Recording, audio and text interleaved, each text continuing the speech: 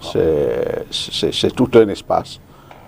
Parce que nous avons un programme pour gérer le désordre urbain, l'un des programmes qui s'appelle le programme de professionnalisation des mototaxis. Vous savez que c'est une catégorie de citoyens qui sont importants peut-être pour le transport des personnels, pour le transport urbain, mais qui sont dans une logique que personne ne comprend. C'est-à-dire qu'ils se comportent comme si Douala était un espace de non-droit. D'abord, vous avez entendu les réponses, parce que nous sommes habitués. Pourquoi est-ce qu'on nous envoie dans un trou? C'est pour dire qu'effectivement, le désordre urbain est un fléau. Je vous ai dit ça. Lorsque vous dites quelle est la vision que nous avons de la ville, quel est le panorama que la ville nous renvoie. C'est un fléau. Mais, et puis il faut dire que nous sommes dans une mandature où nous avons des habitudes qui sont anciennes, qui durent depuis 20 ans. Donc, changer les habitudes, la mentalité des gens, c'est ce qu'il y a de plus difficile. Mais nous avons élaboré un programme que vous connaissez, qu'on appelle le programme Restituer le trottoir aux piétons. Quand on a dit restituer le trottoir aux piétons, c'est parce qu'il faut qu'on sache que dans une ville, 80% d'entre nous dans cette ville marchent à pied. Et même nous qui avons des voitures, à un moment ou un autre dans la ville, vous devez marcher à pied.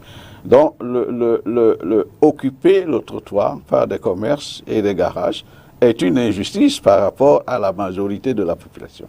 Donc, le trottoir n'est pas un espace privé, c'est un espace commun et qui doit être absolument respecté. Donc, quand nous sommes venus, nous avons vu ce panorama et nous nous sommes dit, quand un phénomène se manifeste, c'est que forcément il y a des causes en dessous. C'est pour ça qu'avant même de lancer le programme, nous avons lancé une enquête. Nous avions plus de 200 jeunes gens étudiants à l'université et tout ça, avec des sociologues, notre équipe d'ingénierie sociale. Nous sommes allés dans ces îlots-là, non seulement interroger, parce que nous devions comprendre non seulement la typologie des occupants, la typologie des occupations, même leur motivation, et même leur connaissance par rapport au droit. Mais nous nous rendons compte que tous savent qu'ils sont dans l'illégalité. Ça, c'est clair et net.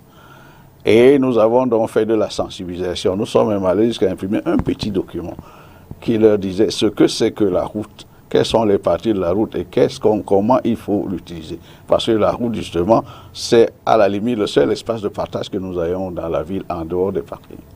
Donc, nous avons d'abord lancé une sensibilisation. Et après avoir sensibilisé, on s'est dit, lorsqu'on aura sensibilisé, peut-être que 50% d'entre eux auront compris et vont peut-être quitter normalement. Donc dans les 50% qui restent, peut-être qu'en parlant un peu fort, les 25%, et il y aurait donc 25% où il faut les confier à des gens qui savent parler fort, à ceux qui ne comprennent pas. Oui. Donc je voulais dire que ce désordre, nous sommes engagés, hein, nous sommes engagés. Mais le désordre urbain ne peut pas finir lorsque le citoyen lui-même a dans sa mentalité de s'opposer à l'ordre. Vous avez vu, je suis habitué. Donc quand je suis habitué, je peux rouler à gauche quand tout le monde roule à droite.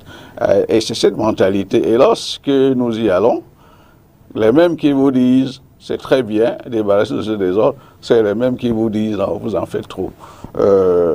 Et puis l'autre question qui se pose, ouais, vous allez me chasser, je vais où? Enfin, on ne peut pas quelqu'un qui est dans l'illégalité, et qui me dit de justifier son illégalité avant de le léguer. Puis donc nous avons sensibilisé.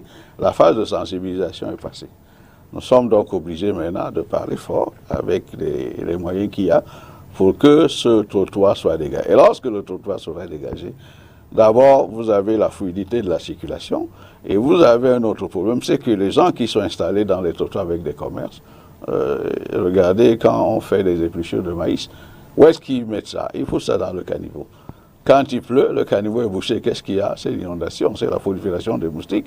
Et c'est eux qui crient encore que la ville est inondée. Donc c'est un serpent qui se mord la queue. Et nous avons besoin de la contribution de tout le monde. C'est-à-dire que c'est un programme qui doit se faire maintenant à base communautaire.